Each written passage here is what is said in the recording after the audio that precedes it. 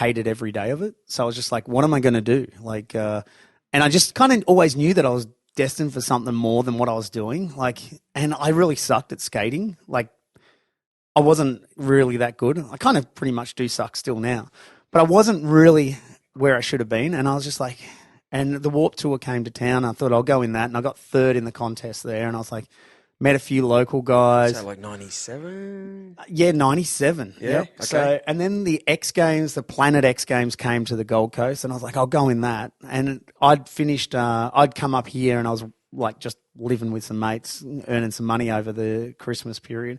And then I was like, you know what, I really want to take this serious. So my parents had a gas station, petrol station down in Victoria.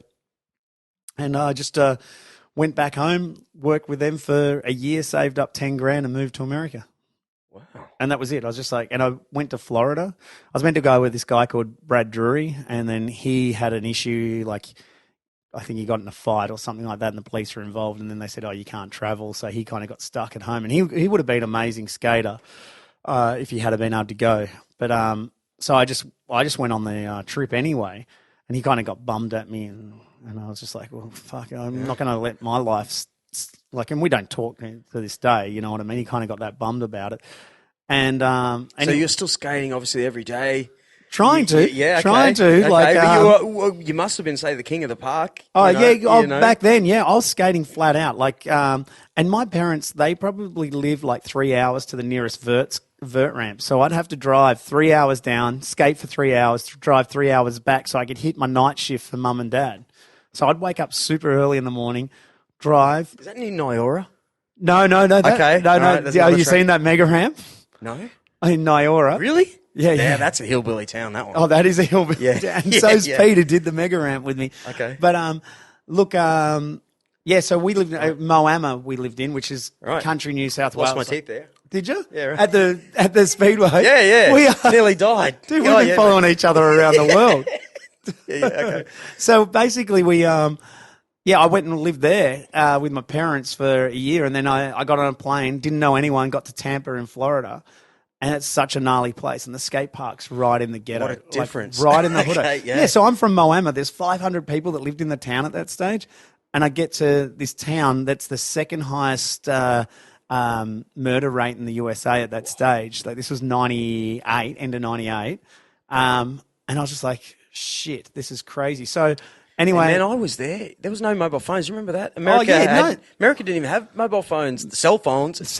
Like 8 years after we did. Mate, it was crazy. Really strange. It was crazy the way it all happened. Was I ended up going to 7-Eleven and buying a international calling card, and it never ran out. Like, for years. Like, it didn't. I just used it all the time. Like, and it was like a $25 one, but I called Australia so much. Take that. Yeah, that was Ronald it. Reagan. Yeah, yeah, that's kind of the era that I was in.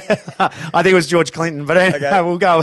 But it wasn't far off. Yeah. Anyway, so what happened was, I went there and I met the local skate park of Tampa, indoor skate park right in the ghetto. I moved into the local, like, it's kind of like the local brothel almost, because it was the local hotel just down the road, but it was just gnarly. Like, it was just crack whores and shit like that, shootings. And anyway, so I went to the skate park every day, kind of kept a low profile. And then Mike Frazier, who was there, because I was like, I want to skate with this guy. He's the best.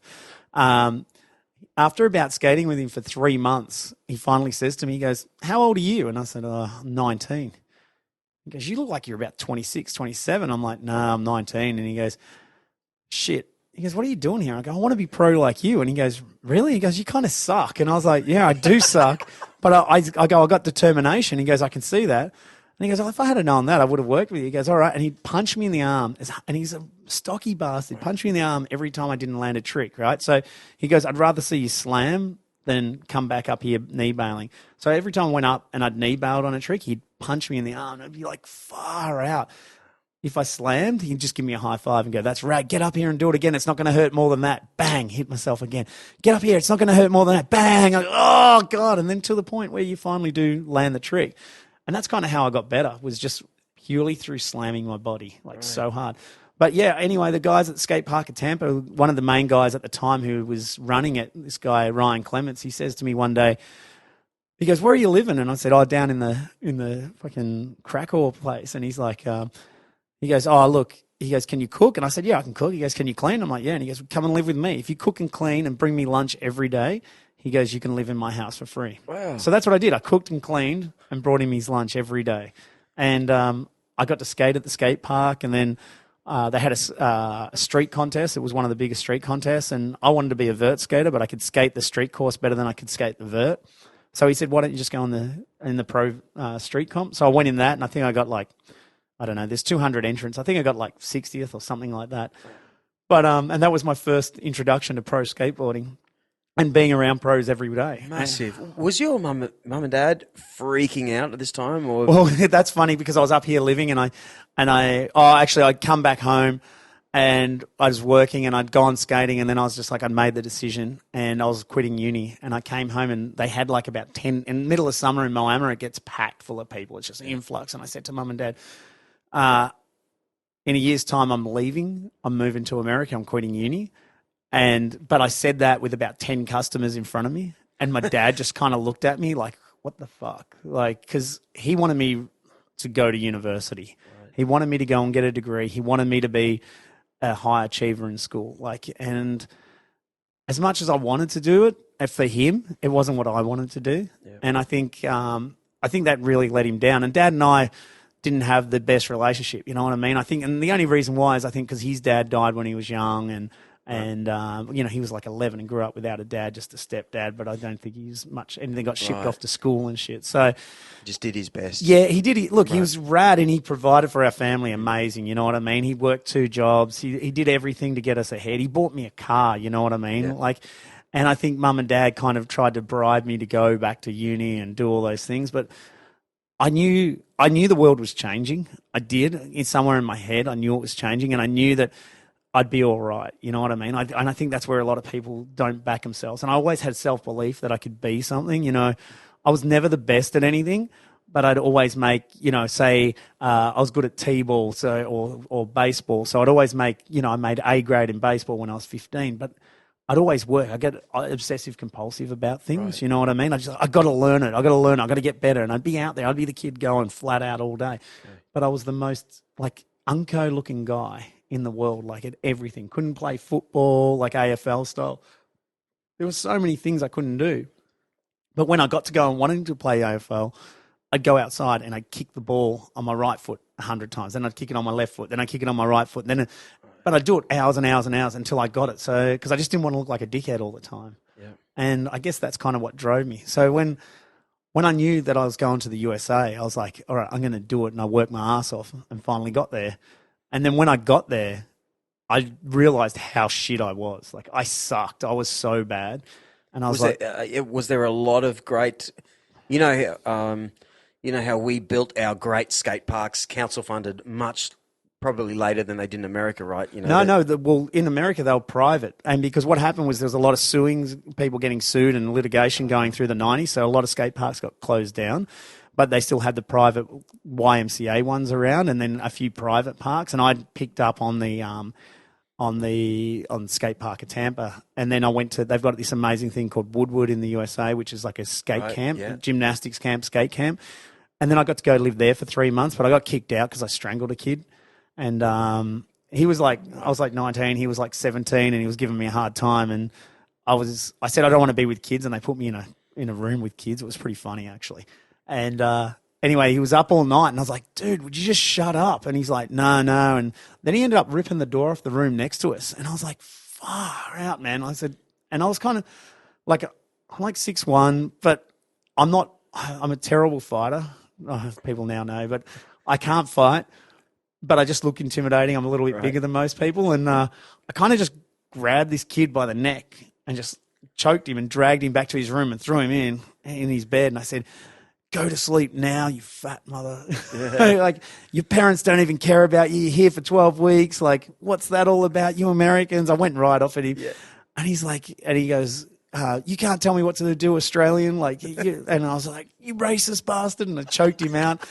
So I knew in the morning, and I was washing dishes before that. So at 5, I had to be up, and this is 3 in the morning. So I was getting furious.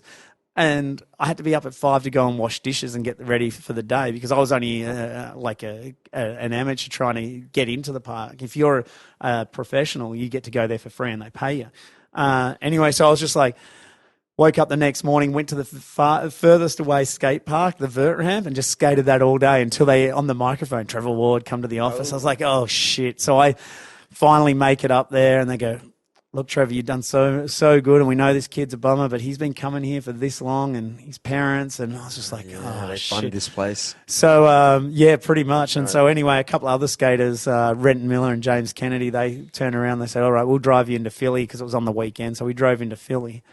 And gets crazy. I'm sitting there, and those guys are hooked up with chicks. And I'm thinking, what am I going to do? I've got like a week. I've got to figure out what I'm going to do before we fly to Europe for the European contests. I think it was like 2 weeks, maybe 3 weeks. And they're like, anyway, this girl just comes out of the blue. Well, this huge guy comes up to me and goes, have you got a girlfriend? I'm like, no. And I'm like, where's this going? He goes, well, see that girl over there? She really likes you. And I was like, oh, okay, cool. And anyway, I said, look, I got 2 friends with me. Can we stay at your place? And I ended up staying with her she ended up becoming my girlfriend for like 6 or 7 months, but she was crazy. She cut my passport up. She was nuts. But, dude, there's some crazy stories about her. But but I just had to do what I did because I had barely any money. I was stuck in another country. I needed to get to Europe to go skating in contests over there so I could get my name out there. Yep. Finally get to Europe, and then I'm like, all right, I'm leaving Europe and coming back, and I had nowhere to stay, and I call her up, hey, I'm coming to stay with you again. It was crazy again, and then I finally got out to California. And then I stayed out in California on and off for like 7 years. Wow, man. And then I just followed skating. I was just like, all right, every contest, and got to travel the world, had really rad sponsors over the years, and they hooked me up. And, I guess I didn't do it like probably the way other people did it. I just knew I could be there, and I think that pissed a few people off, like that I didn't do it the same way, because the world was changing, you know what I mean? Yeah. Like you used to have a pro board and then you could go on a pro contest. And I was like, well, no one was backing me, in that sense. And I was like, I know that I can do it. And then I started entering pro contests, and a couple of the guys like, you're not even pro. And I was like, fuck. So then I figured I better beat those guys. So then I worked out how to beat those guys. And then I was like, all right, cool. And then whenever they said that, well, it's like, well, why are you pro? You can't beat me anymore. And then... When you say you worked out how to beat him, is it like, say, a boxer? You watch what the tricks are and go, okay, I need one of these. Yeah. Is it so that clinical in a contest? Style comes down to it a lot, and I had shit style, right? But I worked out that not a lot of people skated switch. Not a lot of people. I can hear a million people if they listen to this going, "Shut up, Trevor Ward." Seriously. No, oh shit! Like, 30 years are great, No, Who is good then? Oh, so many people are good. Like, it's insane. You should see some. Keegan. We'll get back to this conversation later, but who's good? Who's Keegan? Who? Keegan Palmer. Right. 13 years old, just won a contest on the weekend. Okay. I got 11th. He won and smashed everyone. Best skater in Australia for sure. Like, he's insane. So, okay. But Go back. I just what it is you kind of work out, okay, this guy does. A lot of dudes just did the same contest run over and over again because it got them money, right? And they just had to be there because they were earning so much from sponsors that it didn't really matter the competition money. But for me, it was all about competition money at that time because I had really shitty sponsors that didn't pay much. So I was like, all right, I got to do well. And it took a few years before it got to that point where I could make. I got sponsors that paid me, but it was funny. Whatever sponsor I got on, and people laugh about it now, they went broke. You know what I mean? Like. I was on Hang 10, but they did a streetwear version called H10, and they paid me good money. But after 3 years, like it got to 2 years, and they're like, "Oh, we're not making any money." I'm like, "Of course not." Like, I'm shit, but you're paying me money, so it's cool. And then I got on what was it called? Mountain Dew, and they did a clothing line. So I was on Mountain Dew clothing, but their offices were right across from. Did you have to drink that stuff? Oh yeah, the goat piss. So it's got more sugar than all of them. Oh, it's crazy, huh? Yeah. So I got on them, and but it wasn't long. It was like I think March to September, and then September 11th happened, and their officer Ameritrade, who was the license, blew out. So they just said to it, and I had a 3-year contract, so they just said, "Oh, we'll just pay you out. We can't do anything." And I was like, "Sweet." So I took that money. And then I got on Hurley, and and Hurley Australia couldn't do much at that stage, and they're doing all right now, but it was just a nightmare dealing with it. But So can I ask you something? Because I used to